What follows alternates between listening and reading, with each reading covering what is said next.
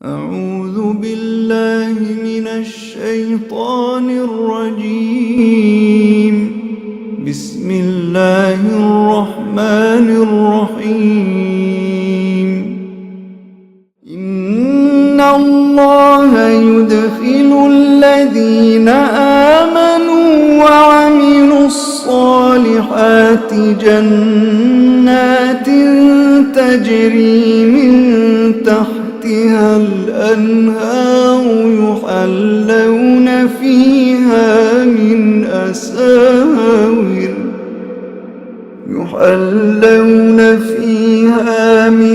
أساور من ذهب ولؤلؤا ولباسهم فيها حرير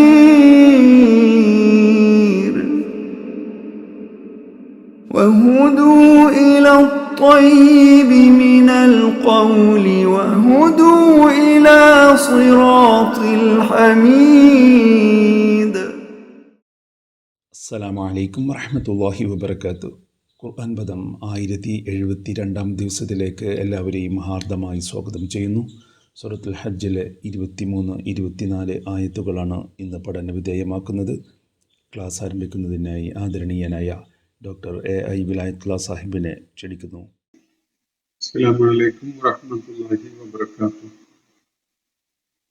അഊദു ബില്ലാഹി മിനശ് ശൈത്വാനിർ റജീം.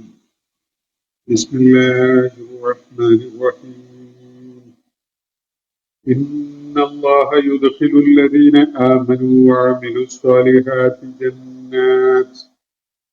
ജന്നാത്തിൻ തജ്രി മിൻ തഹ്തിഹൽ അൻഹാർ യുഹല്ലൗന ഫീഹാ മിൻ അസാബിറ മിൻ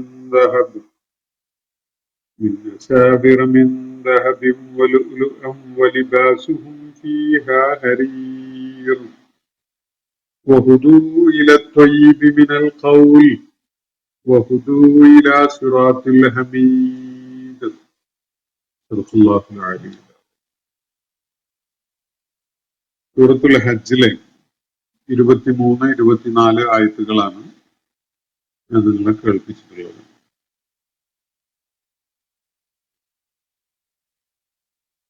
രണ്ട് വിഭാഗം ആളുകൾ, രണ്ട് കക്ഷികൾ തങ്ങളുടെ റബ്ബിനെ കുറിച്ച് അല്ലെങ്കിൽ തങ്ങളുടെ സൃഷ്ടാവുമായി ബന്ധപ്പെട്ട വിഷയത്തിൽ അവര് തർക്കത്തിലാണ്.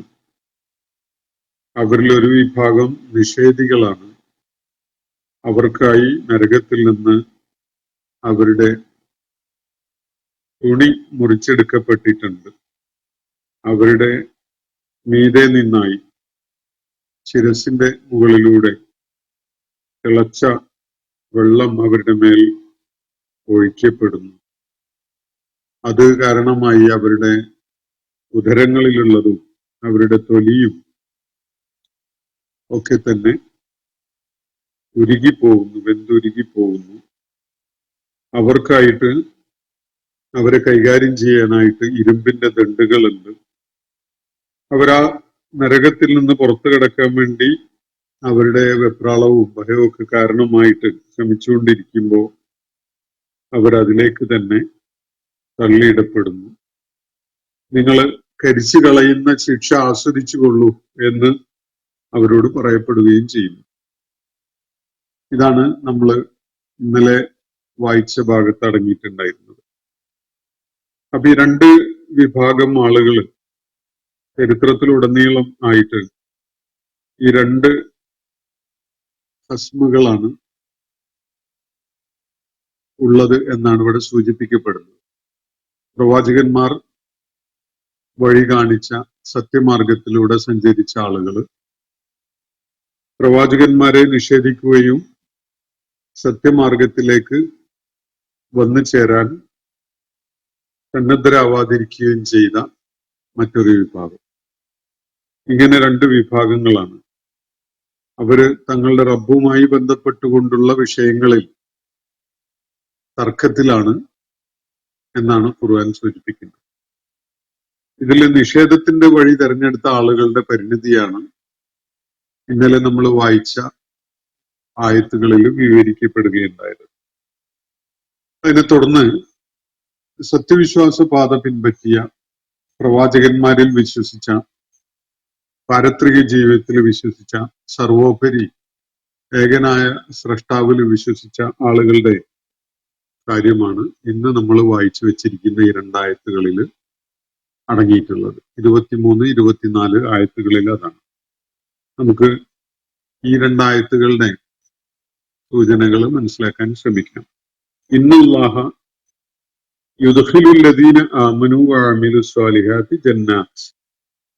നിശ്ചയമായിട്ടും അല്ലാഹു സത്യവിശ്വാസ പാത സ്വീകരിക്കുകയും സൽക്കർമ്മങ്ങൾ പ്രവർത്തിക്കുകയും ചെയ്ത ആളുകളെ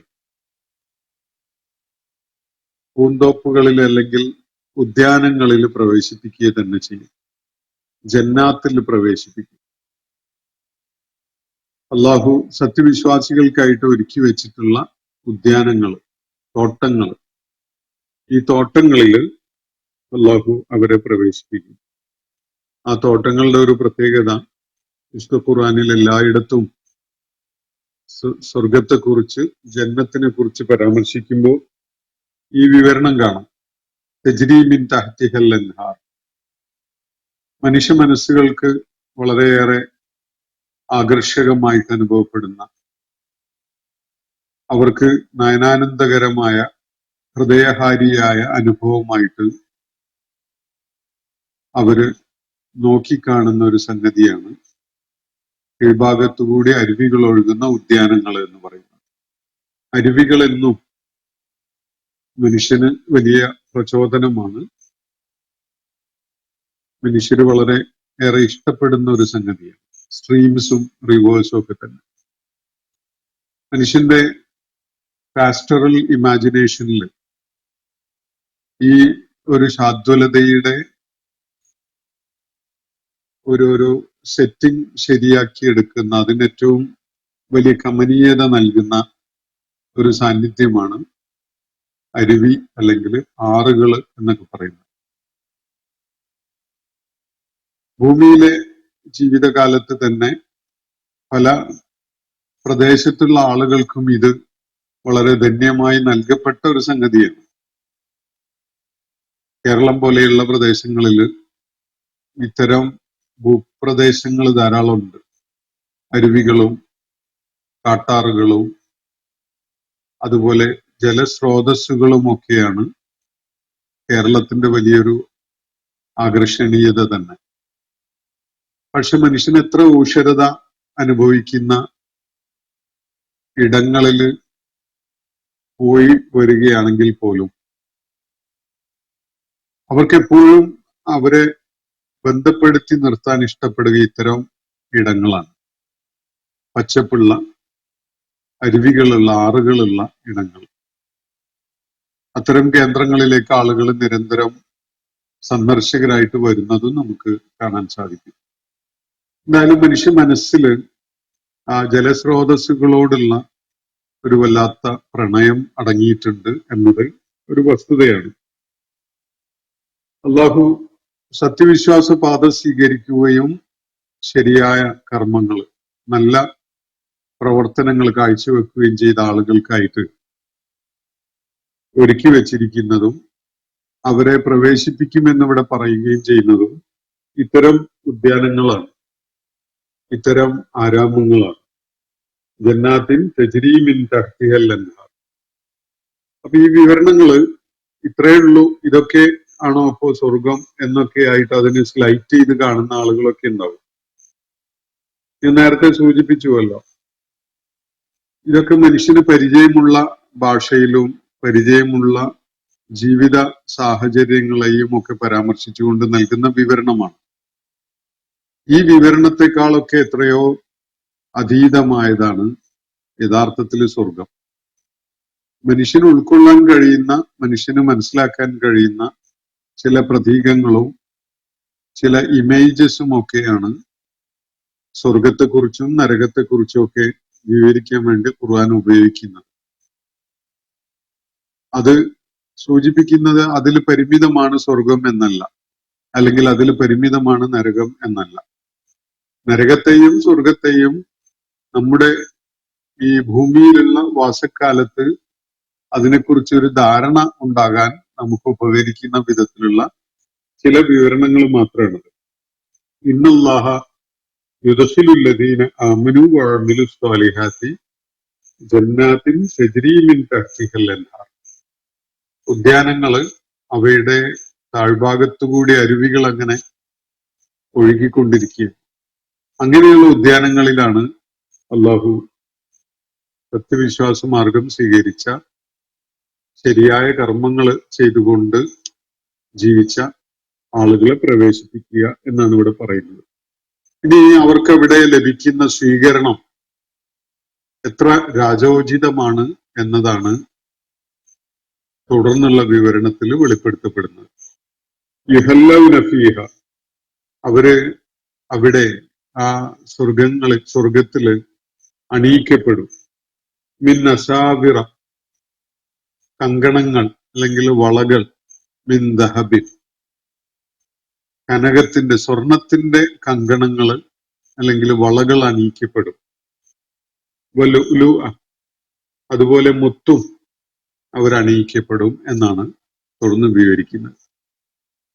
അപ്പോ സ്വർഗത്തിലേക്ക് എത്തുന്ന ഓരോ സത്യവിശ്വാസിയും സ്വീകരിച്ച് ആനയിക്കപ്പെടുന്നത് വളരെ രാജോചിതമായിട്ടാണ് എന്നതാണ് ഇവിടെ സൂചിപ്പിക്കപ്പെടുന്ന ഒരു കാര്യം.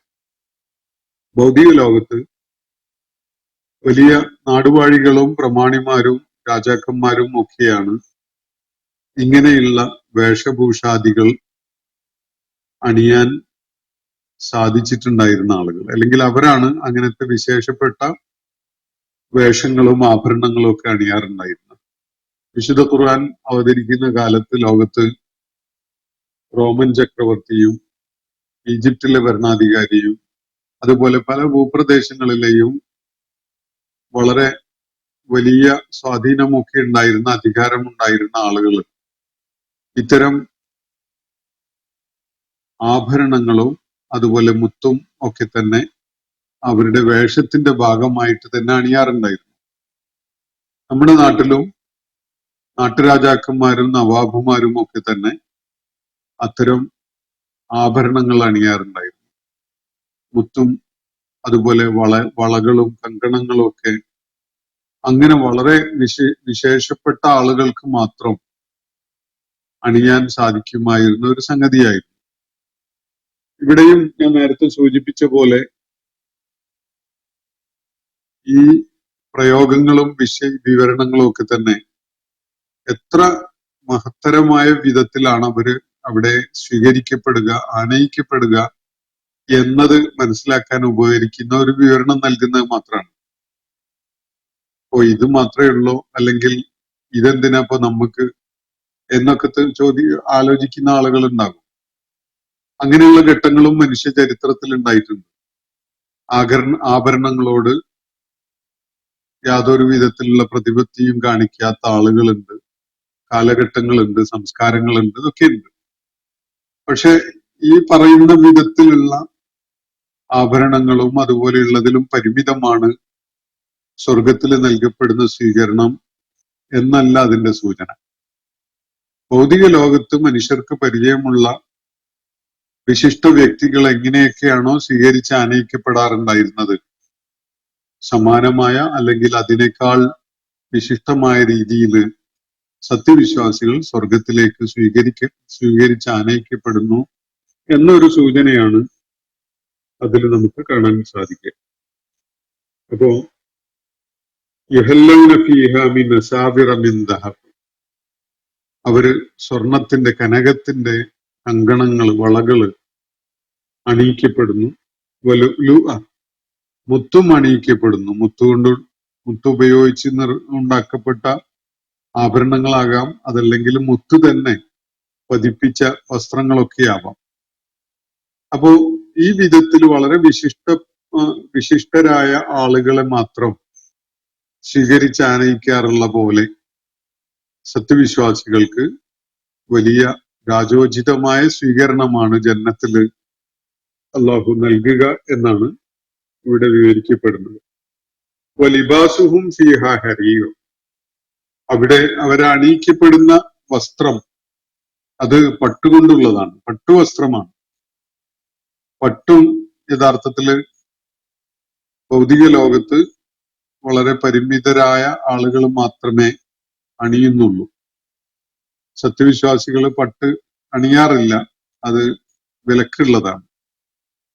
പക്ഷെ പാരത്രിക ലോകത്ത് സ്വർഗത്തിലെത്തുമ്പോ ഏറ്റവും വിശേഷപ്പെട്ട, ഏറ്റവും ആകർഷകമായ വസ്ത്രങ്ങളാണ് അവർക്ക് നൽകപ്പെടുക, അവരണിയിക്കപ്പെടുക. അങ്ങനെയുള്ള വസ്ത്രങ്ങളാണ് എന്നാണ് സൂചിപ്പിക്കപ്പെടുന്നത്.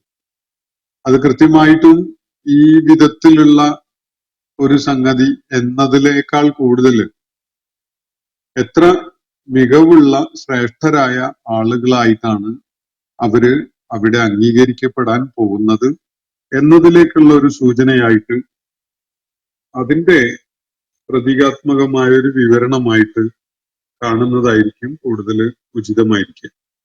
വഹുദു ഇല ത്വയ്യിബി മിനൽ ഖൗൽ. എങ്ങനെയാണ് ഈ സൗഭാഗ്യം അവർക്ക് കരഗതമായിട്ടുള്ളത്? അതിന്റെ ഒരു കാരണമാണ് അല്ലാഹു തുടർന്നുള്ള ഈ 24-ാമത്തെ ആയത്തിൽ വ്യക്തമാക്കുന്നത്. അവര് ഹുദു ഇല ത്വയ്യിബി മിനൽ ഖൗൽ, ഉത്തമ വചനത്തിലേക്ക് നയിക്കപ്പെട്ട ആളുകളാണ്. ഉത്തമ വചനം എന്ന് പറയുന്നത് കലിമത്തുൻ ത്വയ്യിബത്തുൻ, ഏറ്റവും ഉത്കൃഷ്ടമായ വചനം. അത് ഏറ്റവും ഏറെ മനുഷ്യന് ഉൾക്കാഴ്ച നൽകുന്ന, കൃത്യമായ ഒരു നിലപാട് അവനിൽ രൂപപ്പെടുത്തുന്ന, ഏറ്റവും ഏറെ സത്യ അധിഷ്ഠിതമായ ഒരു വചനമായിരിക്കും. സത്യവിശ്വാസത്തിന്റെ അടിസ്ഥാന വാചകം ലാ ഇലാഹ ഇല്ലല്ലാഹ് എന്ന കലിമത്തു തൗഹീദാണ്. ഇതിനെ പരാമർശിച്ചുകൊണ്ടാണ് കലിമത്തുൻ ത്വയ്യിബത്തുൻ എന്ന് പറയാറുള്ളത്. ഈ കലിമത്തുൻ ത്വയ്യിബത്തുനാണ് സത്യമാർഗം സ്വീകരിച്ച ആളുടെ അവരുടെ ദിശാബോധമോ ലക്ഷ്യമോ അവർക്കുള്ള വ്യക്തമായ ഒരു വീക്ഷണമോ ഒക്കെ രൂപപ്പെടുത്തി കൊടുക്കുന്ന അവരുടെ ആദർശവാചകം. ആ ആദർശവാചകത്തിലേക്ക് നയിക്കപ്പെട്ടവരാണ് അവര് എന്നാണ് അള്ളാഹു ഇവിടെ പറയുന്നത്. വഹുദു ഇല ത്വയ്യിബി മിനൽ ഖൗൽ. പല സംസാരങ്ങളും കേൾക്കുന്നവരാണ് നമ്മൾ. പക്ഷെ ഈ സംസാരങ്ങളുടെ കൂട്ടത്തില് ഏറ്റവും ത്വയ്യിബായ സംസാരം അല്ലെങ്കിൽ ത്വയ്യിബായ വചനം, ഏറ്റവും നല്ല വചനം, ഏറ്റവും ഉത്കൃഷ്ടമായ വചനം, ആ വചനത്തിലേക്ക് നയിക്കപ്പെട്ട ആളുകൾ എന്ന് പറഞ്ഞാൽ ഏറ്റവും ഉത്കൃഷ്ടമായ ആദർശവാക്യം സ്വന്തം മുദ്രാവാക്യമായിട്ട് അല്ലെങ്കിൽ സ്വന്തം ആദർശ പ്രഖ്യാപനമായിട്ട് സ്വീകരിക്കാൻ സാധിച്ച ആളുകളാണ് ഈ സ്വർഗത്തിലേക്ക് ആനയിക്കപ്പെടുന്ന ആളുകൾ.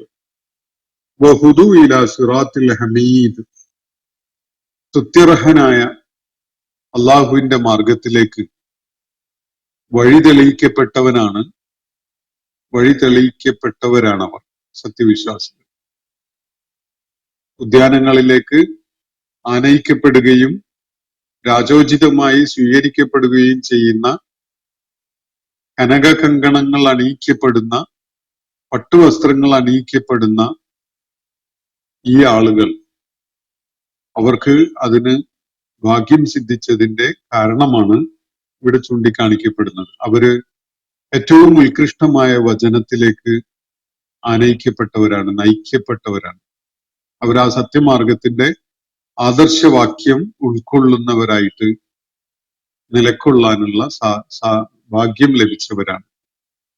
അതുപോലെ തന്നെ അൽ ഹമീദ് അള്ളാഹുവിന്റെ ഒരു വിശേഷണമാണത്.